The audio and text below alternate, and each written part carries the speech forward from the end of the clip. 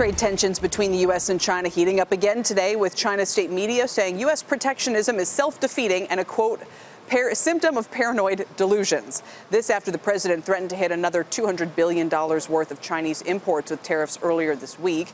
How could these increasing tensions impact those who make a living transporting goods between the two countries? Joining us now is Ann LaRocco, CNBC's senior editor of Guess and author of the book series Dynasties of the Sea. Welcome. This is so surreal, Lori. Congratulations. Thank you. I don't know how you managed to do all this with everything else you're doing for the company, but this is exactly the topic. And you said already the people you spoke to in the book are really concerned about where this trade war is going. They really are. I mean, the people that I spoke with in the book are the ones that actually had the foresight and the vision to really transcend and create the passive trade that we know today. Shipping tends to thrive on uncertainty because it drives up prices. But there's a very fine line. They understand why the trade talk is going the way it is, because the president would like to have fair trade. But there's so much you can go. Like, how far can he go before the 50-plus years of relationships within trade are impacted? I mean, so this is the thing, though, is we're talking about, yes, you know, they're going to slap tariffs on some of our products, and and then every day there's a new tweet. Oh, maybe it's going to be EU autos today. What is the kind of thing that makes them really sit up and go, wait a minute, this is not just a war of words. This is really hurting business? Well, what really hurts the business right now is not the words, it's what they're calling the non-tariff tariffs that China is actually imposing already on our exports. For example, this was well documented a couple of weeks ago. The Chinese were actually asking Ford to take out a car and dismantle some engine parts so they could see the serial number. Oh. That takes time. Basically, they're just making it's a hassle. Exactly. They're slowing down our exports at the ports, which means it's time is money when it comes to shipping.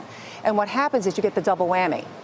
The folks that have their containers, their cars on these ships, they pay fees if they're considered late charges, anywhere from $75 to $150 per container. And there are hundreds on these ships. So this is costing us even though we don't see it as a tariff. Exactly. And they're also charging now, when it comes to certain products, they go into the Chinese holding tanks.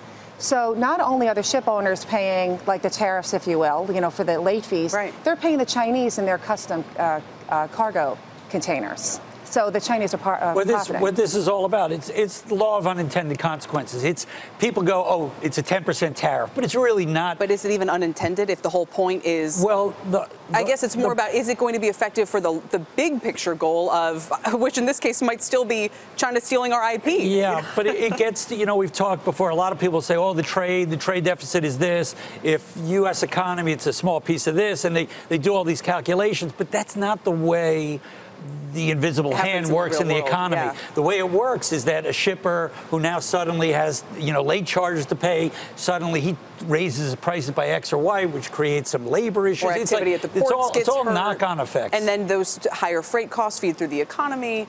Well, there's also the trickle-down effect when it comes to the employment at the ports. When it comes to the latest messaging now about the tariffs on the autos, when it comes to certain vehicles like Mercedes, that customer might be able to absorb the cost of the tariff. But somebody who's buying a Camry, they might not be able to.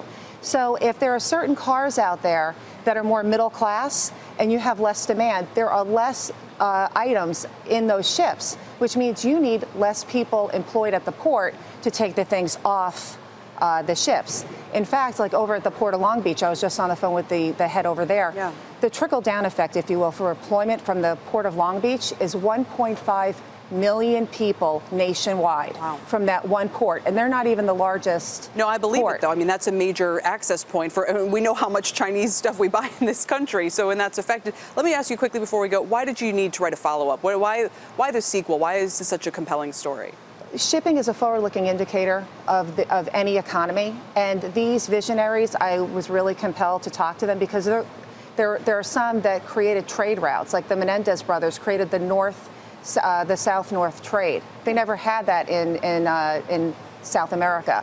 So I always like to talk to people that create opportunity out of nothing, and now they're looking at Africa. So it's pretty exciting. Hey there, thanks for checking out CNBC on YouTube. Be sure to subscribe to stay up to date on all of the day's biggest stories. You can also click on any of the videos around me to watch the latest from CNBC. Thanks for watching.